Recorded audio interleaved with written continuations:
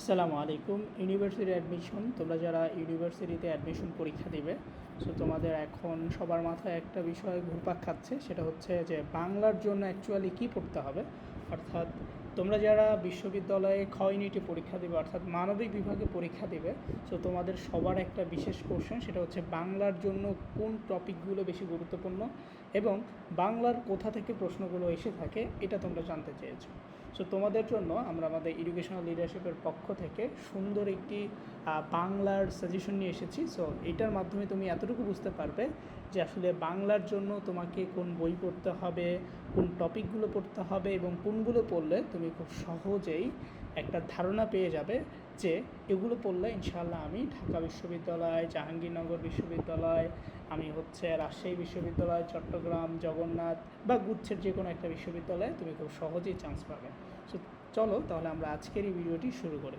So আমরা এখানে বাংলার জন্য যে সকল বই পড়তে হবে সেটা একটু প্রথমে জেনে নেব। সেটা হচ্ছে যে তুমি যে এইচএসসি লেভেলে পড়াশোনা করছো, সো তোমার কিন্তু একটা বাংলা প্রথম পত্র বই ছিল, সো তুমি এই বইটা পড়তে পারো। এবং দ্বিতীয়ত তোমাকে নবম দশম শ্রেণীর বাংলা ব্যাকরণ একটা বই আছে, সেই বইটা তোমাকে সম্পূর্ণ পড়তে হবে। তাহলে তোমাকে প্রাথমিকভাবে এই দুইটা বই তুমি কি করতে পারো, পড়তে পারো। একটা হচ্ছে উচ্চ মাধ্যমিকের যে বাংলা প্রথম পত্র বইটি আছে এটা তুমি পড়তে পারো, এবং দ্বিতীয়ত হচ্ছে নবম দশম শ্রেণীর বাংলা ব্যাকরণ বইটি তুমি পড়তে পারো। এরপর তুমি যদি চাও যে আমি সহযোগী কিছু বই পড়তে চাই যেখানে এই উচ্চ মাধ্যমিকের বাংলাটা খুবই সুন্দরভাবে সাজানো আছে এবং নবম দশম শ্রেণীর যে ব্যাকরণ বইটা আছে এগুলোর প্রশ্নগুলো খুব সুন্দরভাবে সাজানো আছে, সো এটার জন্য তুমি কিছু সহযোগী বই পড়তে পারো। সেখানে আমরা রেফার করছি তুমি অভিযাত্রী অথবা বাংলা বিচিত্রা, এই দুইটা বই থেকে যে কোনো একটা বই পড়তে পারো, এটা তোমার ইচ্ছা। তুমি চাইলে অভিযাত্রীও পড়তে পারো অথবা তুমি হচ্ছে বাংলা বিচিত্রা বইটিও পড়তে পারো, কারণ এই দুইটা বইয়ের মধ্যে প্রচুর পরিমাণে এক্সারসাইজ দেওয়া আছে এবং প্রচুর পরিমাণে তথ্য দেওয়া আছে, যেই তথ্যগুলো পড়লে তুমি খুব সহজেই বিশ্ববিদ্যালয়ে যে বাংলা থেকে যে প্রশ্নগুলো আসবে প্রথম পত্র থেকে এবং দ্বিতীয় পত্র থেকে, সেগুলো তুমি খুব সহজে উত্তর দিতে পারবে বলে আমি আশা করছি।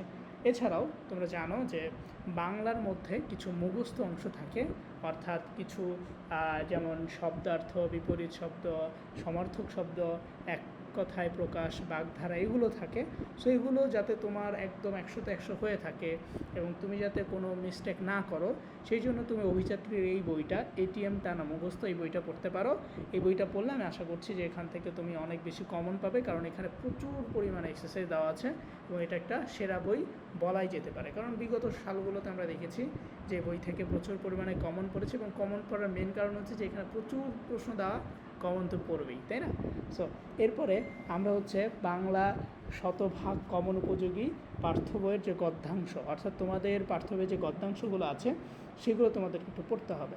সেখানে তোমরা খেয়াল করো যে গদ্যাংশ থেকে তুমি অ্যাকচুয়ালি কী পড়বে।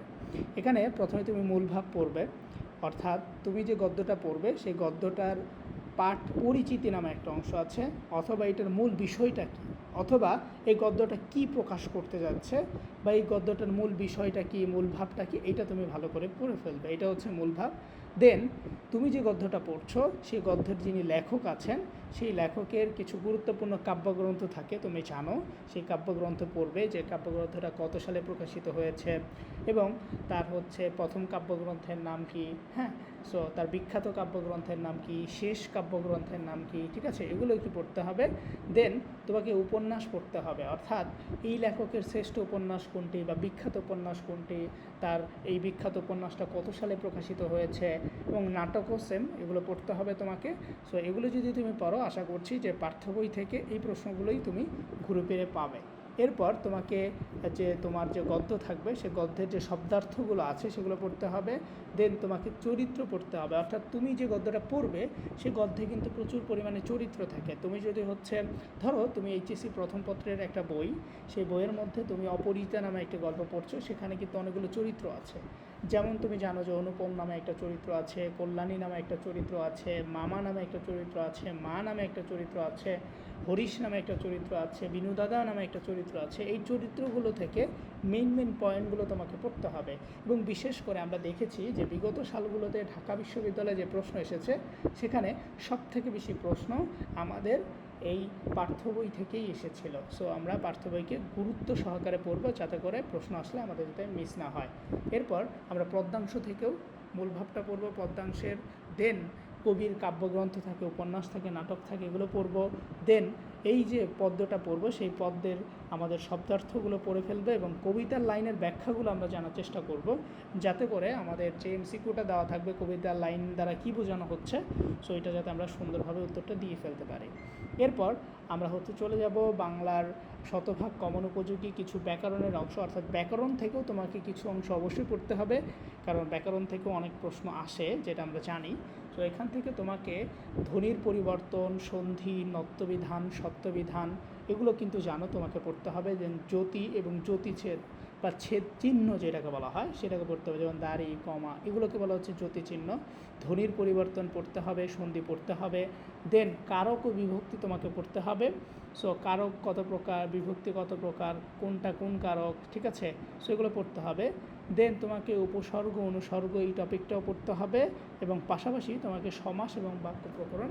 আশা করা যাচ্ছে তুমি যদি এইখানে যে টপিকগুলোর নাম বলা হলো, এগুলো যদি ভালো করে শেষ করতে পারো, তাহলে এতটুকু তোমাকে নিশ্চয়তা দেওয়া যায় যে তোমার বাংলা ব্যাকরণের অংশগুলো মোটামুটি শেষ হয়ে যাবে। এবং কোনোটা যদি বাদ পড়ে থাকে তাহলে তুমি অবশ্যই কমেন্টে জানিয়ে দেবে, অথবা তোমার যদি মনে হয় যে আসলে এই ব্যাপারটাও ভাইয়া বলতে মিস্টেক করে ফেলেছে, সেটাও তুমি কমেন্টে জানিয়ে দিতে পারো। এরপর আমরা মুখস্থ অংশটাকে কী পড়ব। আমরা এটিএমের যে একটা অংশ বলেছি, সো এটিএম টানা মুখস্থ যে বইটা আছে, ওখান থেকে আমরা কী অংশ পড়ব।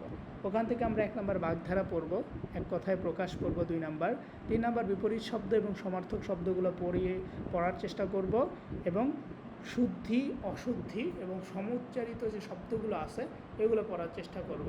সো সর্বশেষ আমি যে কথাটা বলতে চাই, তোমরা যারা এখনও পড়া শুরু করোনি, সো তোমরা খুব তাড়াতাড়ি এই ভিডিওটা দেখে এই বইগুলো পড়তে পারো, এবং এই টপিকগুলো তুমি যে কোনো, তোমার কাছে যে বইটা আছে সেই বইটা নিয়েই তুমি খুব সহজেই এই টপিকগুলো শেষ করতে পারো।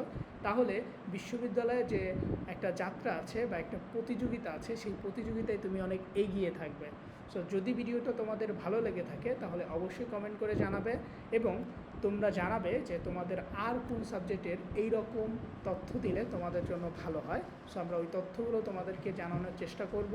সো ভালো থাকো, সুস্থ থাকো, দেখা হবে তোমাদের সাথে আরেকটি